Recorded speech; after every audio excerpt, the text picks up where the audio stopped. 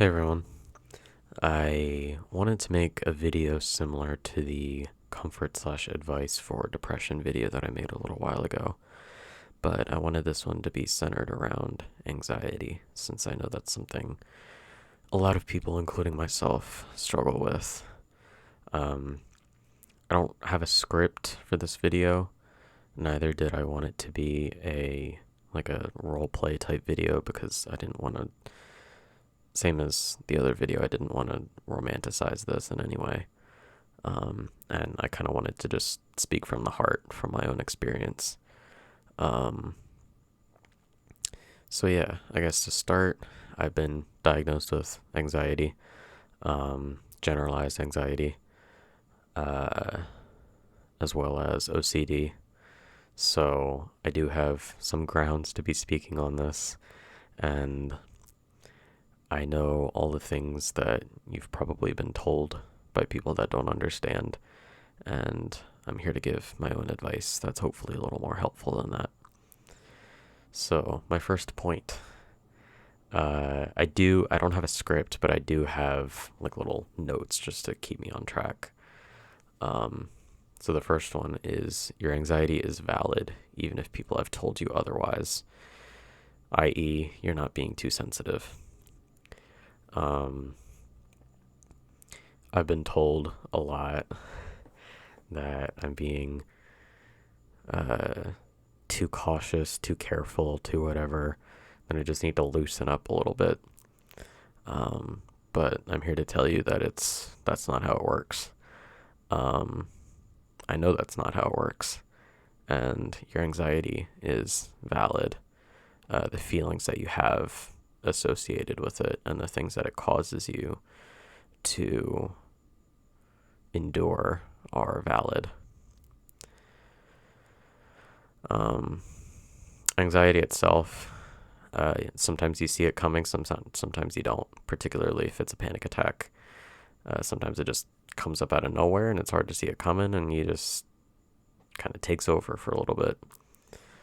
And that makes it difficult, particularly if you're in like a social situation, because if you didn't see it coming, then all of a sudden, then you're, you know, running to the nearest bathroom trying to pretend like nothing's happening.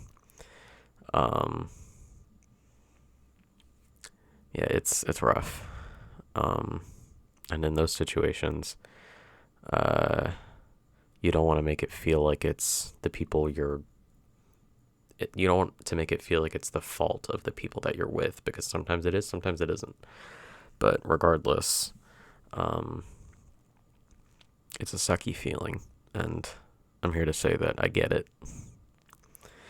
Um, Another thing you've probably been told is to just breathe a million times.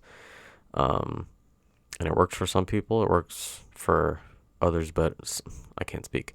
It works for some people better than others, but there's more to it than just the physical sensation of breathing. Um, they say just breathe, but what they mean is focus on what you have right here, right now, and not something in the past or the future. Just come to this present moment.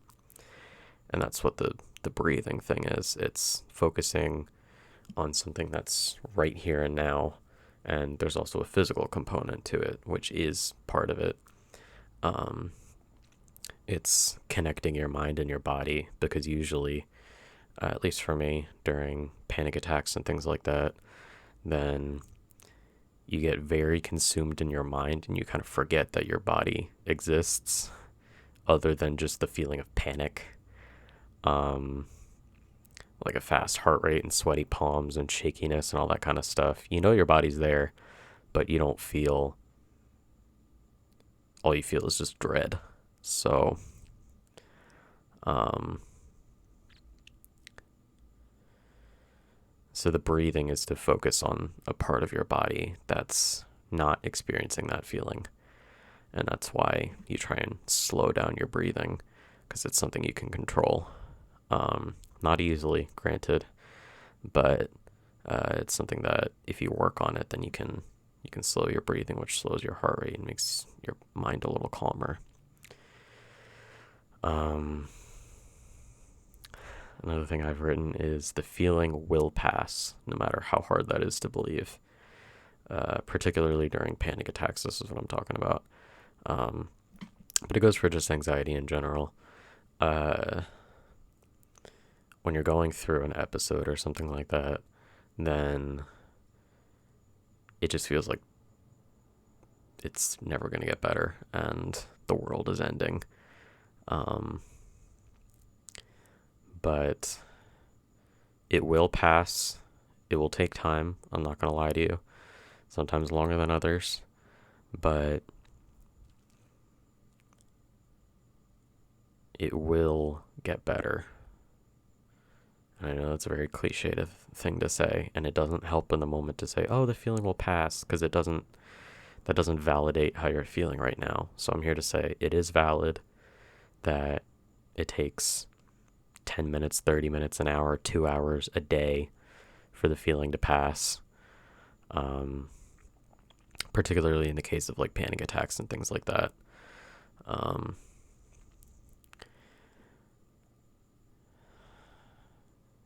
It's going to take some time, but you're valid in how you're feeling, and however long it takes you, just know that there is another side to it. You will get through to the other side. The next thing I've written, a lot of people will tell you that it's all in your head, which is not helpful, and I hate that saying, because it feels like they're blaming you for thinking the way that you are and going through these thought patterns and this whatever.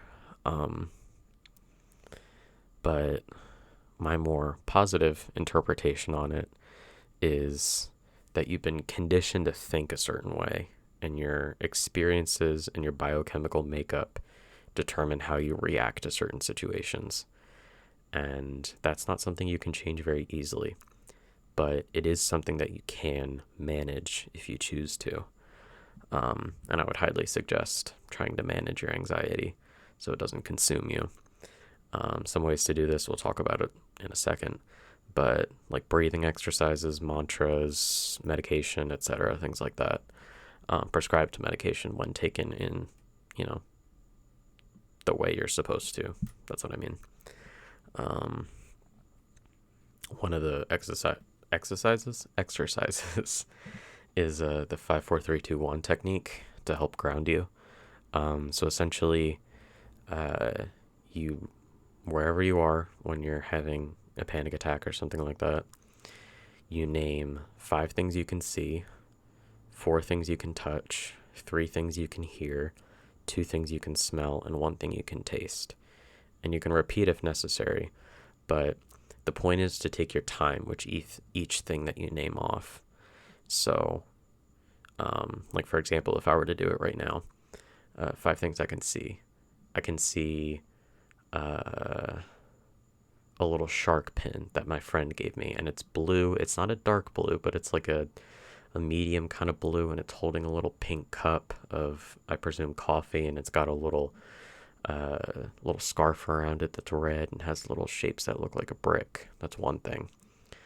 What's this? And then I just do 4 more things, and then 4 things I can touch.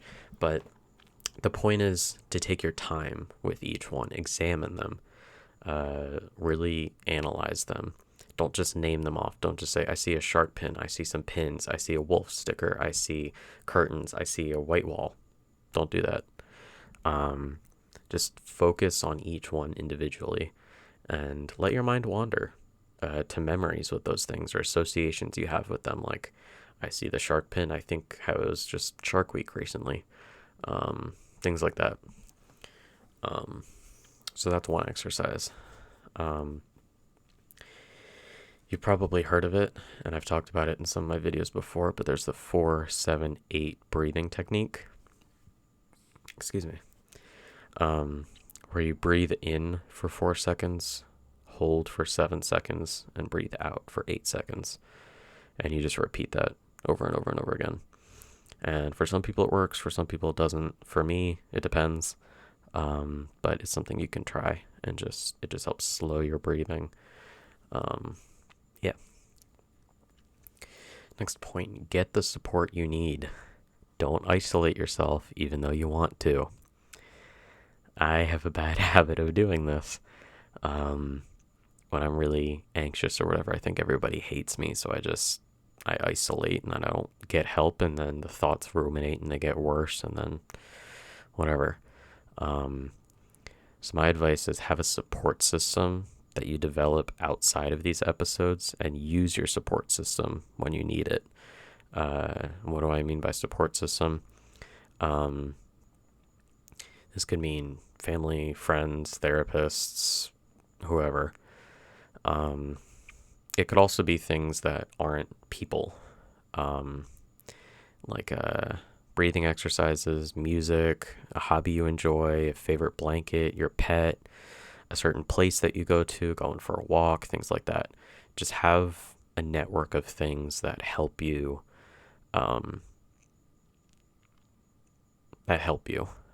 when you're going through something like this. People are nice because they can talk, and they can understand what you're going through and give some sort of feedback so you're not just stuck in your own mind. So don't rely too heavily on one or the other, people versus non-people. That's why it's a system. They all work together. Next thing is give your space. Wow. Give yourself the space to acknowledge and accept how you feel. It'll be hard to move on from how you're feeling if you don't accept it for what it is. And I've talked about this before with the depression, but don't try to push it away because it'll only make it worse. And this was also a poem that I wrote called The Nomad. You can go to that video on my channel. It was like the original poems or something, I think I titled it, and it's called The Nomad, and it's about this exact topic. But essentially the premise is that the more you try to push away what you're feeling, the worse it'll get. So you just have to accept them for what they are, and then they'll ease sooner. This next one is going to be, I don't want to say harsh, but it's going to be like a little bit of I'll just say it. This is one that I needed to hear. Don't think that your anxious tendencies are justified just because they saved you one time or got you a better grade or whatever. Anxiety itself is not a choice, but choosing to not manage it is a choice. So what I'm saying is don't let yourself get stuck in a cycle of like, well, my anxiety prepared me for this one event, so it's fine that I do nothing about it, because it's not. If it's taking over your life and if there's 9 bad experiences lined up, or you have 9 bad experiences with your anxious tendencies versus the one time out of 10 that it helped you in some way, I say helped in quotes, then it's not worth it. Even if it's 99 times out of 100, that it's something bad versus the one time that it prepared you for something. You can still prepare for things without having it turn into an anxiety. I'm losing my words. But just don't let yourself get stuck in that cycle. So focus on what you can do in this moment, right here, right now. Not what you're going to do 10 minutes from now, 3 days from now, 3 months from now. It doesn't matter. What can you do to manage your anxiety right here, right now? Because that's what really matters. Anxiety, a lot of the time, is about things that are going to happen in the future. And if you wait to manage your anxiety and if you put your anxiety in the future, like as a problem that you're going to be dealing with in the future, then when it suddenly is the future and that becomes the present, then you're just going to keep doing the same thing and you're just going to keep pushing it further and further out and you're never going to deal with it. So my advice is recognize that it's something that you're going to be dealing with now, 10 minutes from now, 3 months from now, whatever. So right here, right now, what can you do to help manage it? Not to fix it, not to get rid of it, because that's not possible and that's not helpful, but what can you do to manage it right now? And that'll help take your mind away from these future, like this mind projected future. It'll help focus you on what's right here and right now, which will help mitigate it in and of itself. And the final thing I have to say is you're not the only one going through this, which is not to invalidate how you're feeling, but it's meant to say that you're not alone in your struggle, that there are a lot of other people that, granted, none of them are going through exactly what you're going through. So I'm here to say that you are valid in your experience. It's going to be different from other people, but it's also going to be the same in some ways. So just recognize that you are not alone in your struggle and that things can and will improve, so long as you put in the effort. That's what I have to say. So I hope this helped you in some way. Yeah, I guess these were just the things that I wish I'd known. The final thing I'll leave you with is a mantra that my therapist likes to say and has shared with me. It goes, I am safe, I am in control, I can manage my reactions. So you just repeat that to yourself. And I'll leave you with that. So yeah, hopefully that helped you. And if you have any questions, if you have anything like that, you can put it in the comments or feel free to reach out. And things will get better. You just gotta keep pushing.